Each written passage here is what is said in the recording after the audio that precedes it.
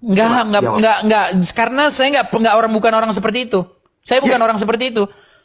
Jawabannya begitu. Dengar, bener atau tidak bahwa kalau orang Islam bahas agama orang lain seperti ini contohnya, bener atau enggak? Malah dikawal oleh polisi. Oh jelas. Wah. Banyak yang tidak menyukainya. Benar.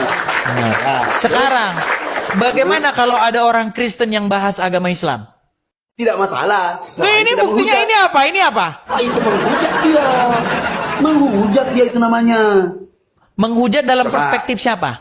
Perspektif apa? Harusnya Muhammad itu kalau keluar dari goa, dia tidak jadi nabi, jadinya dukun, makan tuh.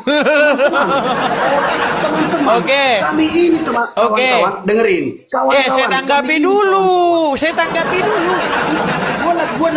Gue lagi demen. Kawan-kawan, kami ini begitu dilahirkan, urat takut kami sudah ditanam dalam-dalam Danau Toba. Begitu seletnya, zep. Kawan-kawan, bantu kawan-kawan. Tolong kawan-kawan. Rasid, dengar.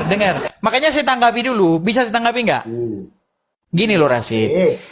Saya nggak bahas perkataan dia yang urat malu ditanam. Saya nggak bahas itu. Gini, saya ini orang paling anti dengan orang yang berpikir etnosentris. Karena masih banyak tahun 2025 orang berpikir begitu. Kalau suku ini begini, saya nggak ada. Saya paling anti sama orang begitu. Paling anti saya. Kita semua sama.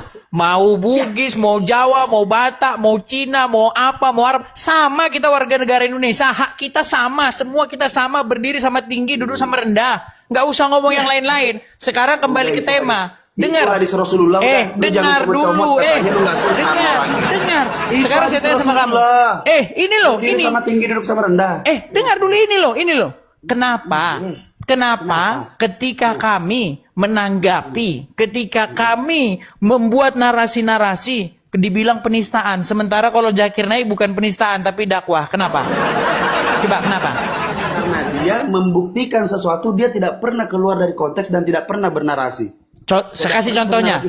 Kasih contohnya.